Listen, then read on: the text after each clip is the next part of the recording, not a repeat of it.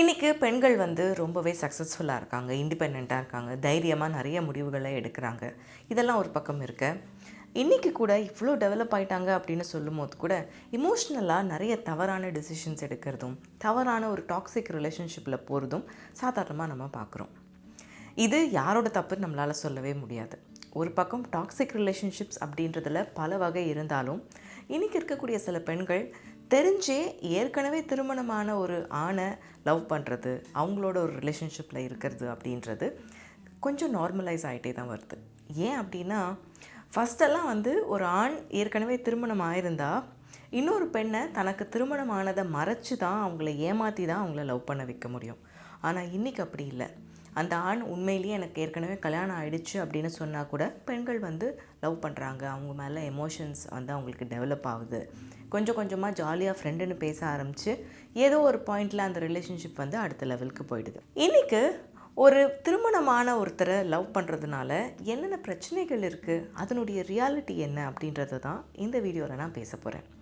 And வீடியோக்குள்ளே போகிறதுக்கு முன்னால் ஸ்க்ரீனில் பார்க்குறீங்க இல்லையா, இந்த மெயில் ஐடி relationshipconsultantmonica@gmail.com. இந்த மெயில் ஐடி மூலமாக நீங்கள் எனக்கு மெயில் அனுப்பலாம். உங்களுக்கு ரிலேஷன்ஷிப் கோச்சிங் வேணும்னா இந்த மெயில் ஐடியில் நீங்கள் என்ன காண்டாக்ட் பண்ணலாம். Hi, I'm Monika Vignesh and welcome to Monika tax.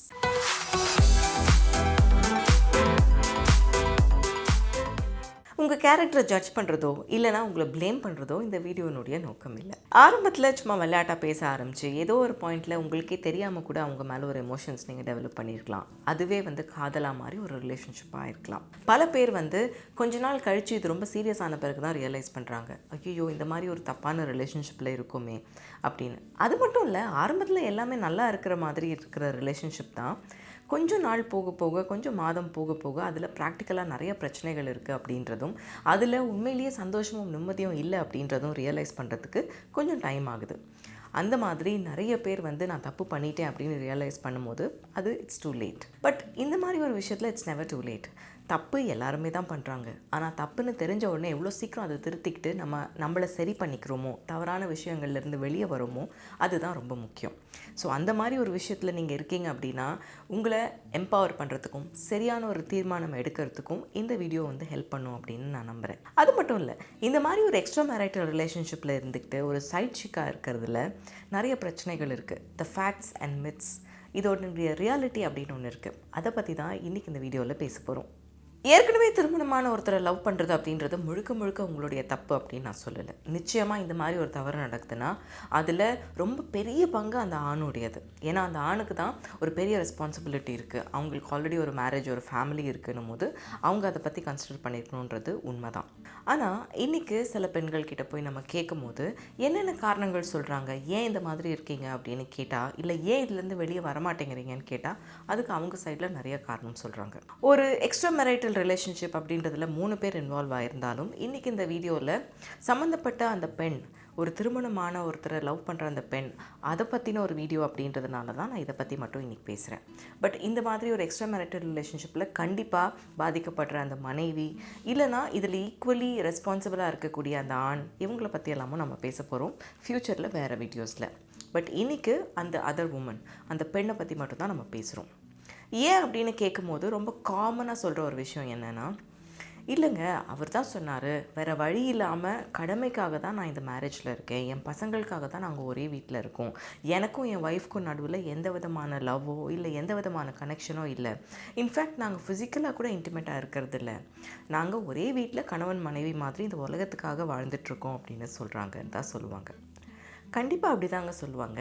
ஏன்னா உங்ககிட்ட என் மனைவி ரொம்ப நல்லவ, இந்த குடும்பத்துக்காக நிறைய பண்ணியிருக்கா அப்படின்னு சொல்லி ஒய்ஃபை பற்றி பெருமையாக பேசினாலோ, இல்லை நான் என் ஒய்ஃபை எவ்வளோ லவ் பண்ணுறேன் அப்படின்றத பற்றி பேசினாலோ நீங்கள் அவருக்கு கிடைக்க மாட்டீங்க. ஸோ ஆப்வியஸ்லி அவங்க மேரேஜில் இருக்கிற பிரச்சனைகளை பற்றி மட்டும்தான் பேசுவாங்க. அப்படி உண்மையிலேயே அந்த மாதிரி ஒரு பெரிய பிரச்சனை அவங்க மேரேஜில் இருக்குது அப்படின்னா கூட ஒய்ஃபோட அந்த பிரச்சனையை சால்வ் பண்ணுறது தான் அவருடைய கடமையை ஒழிய, அதை வெளியே இன்னொரு பெண்கிட்ட சொல்லி அந்த பெண்ணோட ரிலேஷன்ஷிப்பில் வர்றது அப்படின்றது அதற்கான தீர்வே கிடையாது. ஸோ இதுதான் உங்களுடைய ரீசன் அப்படின்னா கண்டிப்பாக நீங்கள் யோசிக்கணும். இன்றைக்கி இருக்கக்கூடிய எக்ஸ்ட்ரா மேரிட்டல் ரிலேஷன்ஷிப்பில் இருக்கிற கேர்ள்ஸ் சொல்கிற ஒரு காமனான ரீசன்ஸை தான் நான் சொல்கிறேன். இது சரி, இது தப்புன்னு கூட நான் சொல்லலை.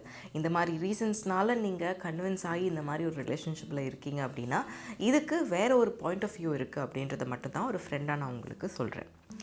அடுத்த ஒரு முக்கியமான ரீசன், நான் சீரியஸாலாம் இல்லைங்க, சும்மா ஃப்ளர்ட் பண்ணிட்டு தான் இருக்கேன், நான் இந்த மாதிரி நிறைய பேரோட ஃப்ளர்ட் பண்ணுறேன், இதெல்லாம் சீரியஸாக போகாமல் நான் பார்த்துப்பேன் அப்படின்னு நீங்கள் சொல்லலாம்.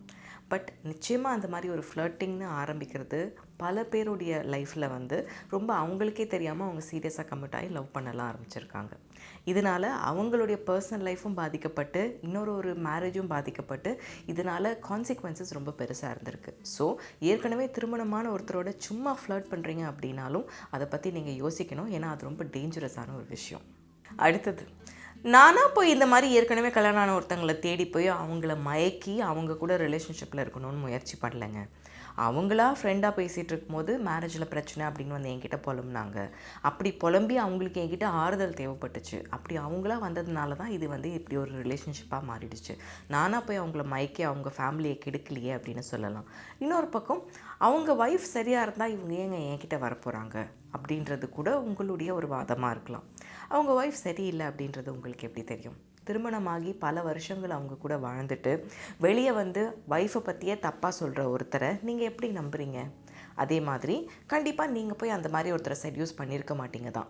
பட் ஏற்கனவே திருமணமானவர்னு தெரிஞ்சும் நீங்கள் எப்படி அவருக்கு அட்ராக்ட் ஆகுறீங்க அப்படின்றத யோசிச்சு பாருங்கள். பிகாஸ் என்ன காரணத்துக்காக ஏற்கனவே திருமணமான ஒருத்தருக்கு நீங்கள் அட்ராக்ட் ஆகிருக்கீங்க, அந்த ரிலேஷன்ஷிப்பில் ஃப்யூச்சர் எதுவுமே இல்லைன்னு தெரிஞ்சால், இல்லைனா என்ன பிரச்சனையாக இருந்தாலும் பரவாயில்ல அவரை டைவர்ஸ் பண்ண வச்சாவது நம்ம அவரை கல்யாணம் பண்ணிக்கணும் அப்படின்ற ஒரு காரணம் இருக்கா? ஸோ உங்களுடைய மோட்டிவ் என்ன, உங்களுடைய ரீசன் என்னன்றதை பற்றி நீங்கள் யோசிக்கணும். பிகாஸ் இது வந்து ஒரு தவறான ரிலேஷன்ஷிப், டாக்ஸிக்கான ஒரு ட்ரெயிட் இது.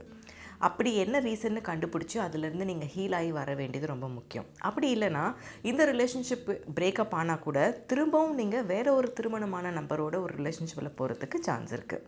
இவ்வளோ நேரம் காரணங்களை சொன்னேன் இல்லையா? இப்போது நீங்கள் இந்த மாதிரி ஒரு திருமணமான நபரை லவ் பண்ணுறீங்க, ஒரு ரிலேஷன்ஷிப்பில் இருக்கீங்கன்னா அதனுடைய ஒரு முக்கியமான ரியாலிட்டி இது வரைக்கும் நீங்கள் இதை பற்றி யோசிச்சிருப்பீங்களான்னு எனக்கு தெரியல.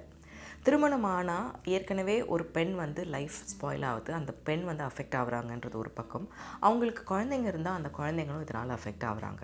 இது ஒரு முக்கியமான ரியாலிட்டி. இன்னொன்று, நீங்கள் இந்த மாதிரி ஒருத்தரோட ரிலேஷன்ஷிப்பில் இருக்கிறதுனால உங்களுக்கு திருமண வயது ஆல்ரெடி ஆயிடுச்சு அப்படின்னா நீங்கள் ஒரு மாப்பிள்ளையை தேடுறதோ இல்லைனா திருமணம் ஆகிறதுக்காக திருமணம் பண்ணிக்க வேண்டிய ஒரு எலிஜிபிள் பேச்சுலரை பார்த்து அவங்களோட ப்ரொசீட் பண்ணி ஒரு மேரேஜ் அப்படின்றதுக்குள்ளே போகிறதுக்கான சான்ஸ் ரொம்ப கம்மியாகிடுது. ஏன்னா இவருக்கு நீங்கள் உண்மையாக இருக்கீங்க அப்படின்றதுக்காக வேறு யாரையும் நீங்கள் டேட் பண்ண போகிறதில்ல, வேறு யார் கூடயும் வெளியே போகிறதோ பேசுகிறதோ பண்ண போகிறதில்ல. இல்லை வீட்டில் பார்க்குறாங்க மாப்பிள்ளை அப்படின்னா கூட இவரை நீங்கள் மனசில் நினச்சிட்டு இருக்கிறதுனால அந்த மாப்பிள்ளையெல்லாம் வேணான்னு சொல்ல போகிறீங்க. ஆர் இவர் கூட கம்பேர் பண்ணி இவர் மாதிரி இல்லை அப்படின்னு சொல்லி அந்த ரீசனுக்காகவே நிறைய பேரை நீங்கள் ரிஜெக்ட் பண்ணுறதுக்கு வாய்ப்பு இருக்குது. ஸோ இப்படியெல்லாம் இருக்கிறதுனால திருமணம் ஆக வேண்டிய வயதில் உங்களுக்கு சரியான ஒரு நபரோட திருமணம் ஆகிறதுக்கான சான்சஸ் குறைஞ்சி போகுது அப்படின்றத புரிஞ்சுக்கோங்க.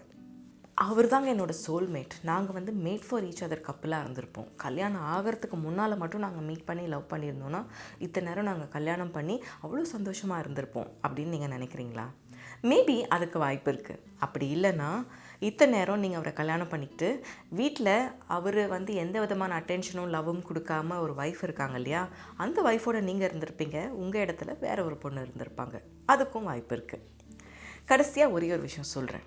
அவருடைய 100% உங்களுக்கு கிடைக்குதான்னு யோசிக்க. அப்படி கிடைக்குதுன்னா அது அவங்க ஒய்ஃப் அண்ட் குழந்தைங்களோட எக்ஸ்பென்ஸில் தான் உங்களுக்கு கிடைக்கும். அவங்களோடதை நீங்கள் திருடுறீங்க. அவங்களுக்கு கிடைக்க வேண்டிய அன்பையும் டைமையும் நீங்கள் திருடுறீங்க. இல்லைனா அவங்க வேலை, ஹாபி, ஃபேமிலி, குழந்தைங்கன்ட்டு எல்லாம் போக மீதி இருக்கிற கொஞ்சம் டைம் அதுதான் உங்களுக்கு கிடைக்கும். உங்களுடைய ஃப்ரெண்ட்ஸ் கிட்ட அவரை இன்ட்ரடியூஸ் பண்ண முடியாது. உங்களுடைய இம்பார்ட்டண்ட்டான டேஸ் அண்ட் டைம்ஸில் அவரால் அவைலபிளாக இருக்க முடியாது. இந்த மாதிரி உலகத்துக்கு பெருமையாக காட்டவே முடியாது உங்களுடைய பாய் ஃப்ரெண்டை. இப்படி லைஃப் லாங் நீங்கள் சீக்ரெட் கேர்ள் ஃப்ரெண்டாக தான் இருக்க போகிறீங்களா அப்படின்றத யோசிங்க. இல்லை இதுலேருந்து நான் வெளியே வரப்போகிறேன், எப்படின்னு எனக்கு தெரியல, எப்படியாவது வரணும்னு தான் நான் ட்ரை பண்ணுறேன் அப்படின்னு நினைக்கிறீங்கன்னா இந்த மாதிரி ரிலேஷன்ஷிப்லேருந்து வெளியே வரத்துக்கு என்னெல்லாம் பண்ண முடியும், எப்படி வெளியே வர்றது அப்படின்றத பற்றி கூடிய சீக்கிரம் நான் வேறு ஒரு வீடியோவில் சொல்கிறேன். இந்த வீடியோ உங்களுக்கு பிடிச்சிருந்ததுன்னா லைக் பண்ணுங்கள், ஷேர் பண்ணுங்கள், அண்ட் இதை பற்றி நீங்கள் என்ன நினைக்கிறீங்க அப்படின்றத கமெண்ட் பண்ணுங்கள். ரிலேஷன்ஷிப் கன்சல்டன்ட் monica@gmail.com அப்படின்னு ஒரு மெயில் ஐடி இப்போ நீங்கள் ஸ்க்ரீனில் பார்க்குறீங்க இல்லையா, இந்த மெயில் ஐடிக்கு நீங்கள் எனக்கு மெயில் அனுப்பலாம். 1-to-1 இல்லைனா கப்புள் ரிலேஷன்ஷிப் கோச்சிங் உங்களுக்கு வேணும்னா இந்த மெயில் ஐடி மூலமாக நீங்கள் என்ன காண்டாக்ட் பண்ணலாம். மோனிகா டாக்ஸ் இந்த சேனலை மறக்காமல் சப்ஸ்கிரைப் பண்ணுங்கள். அடுத்த வீடியோவில் உங்களை சந்திக்கிறேன். பாய்.